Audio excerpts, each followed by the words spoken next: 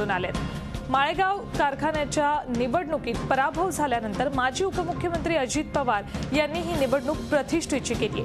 त्यांनी जीव ओतून प्रचार केलाय आणि त्यांच्या विरोधात असणाऱ्या काकडे गटानेही जोरदार प्रचार केलाय। पवारांची या कारखान्यावर सलग 22 वर्ष असलेली सत्ता उलथवून टाकण्यासाठी पवार विरोधक एकत्र आलेत।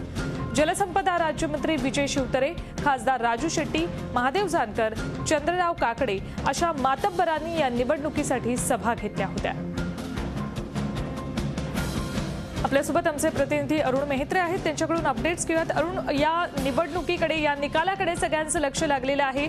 महत्त्वाचं म्हणजे अजित पवारांची प्रतिष्ठा पडायला लागली। काय एकंदरीत आत्ताचे वातावरण आहे तिथलं?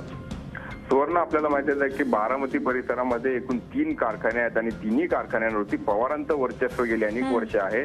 या वर्चस्वाला पहिला तडा गेला तो माळेगावच्या निवडणुकीच्या निमित्तानं आणि माळेगावचा कारखाना पवारांच्या हातून गेला। त्या ठिकाणी चंद्रराव तावरेंचा त्या ठिकाणी विजय झाला, त्यांच्या पॅनलचा विजय झाला।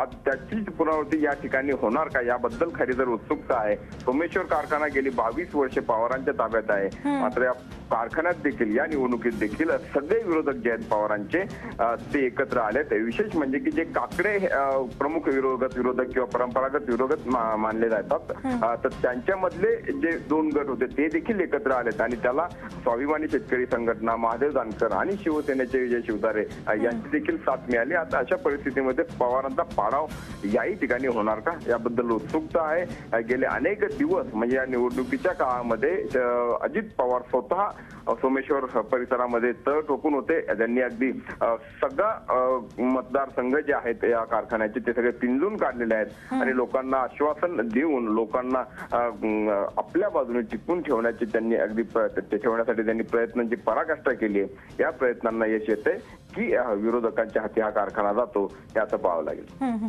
धन्यवाद अरुण या संपूर्ण माहितीबद्दल।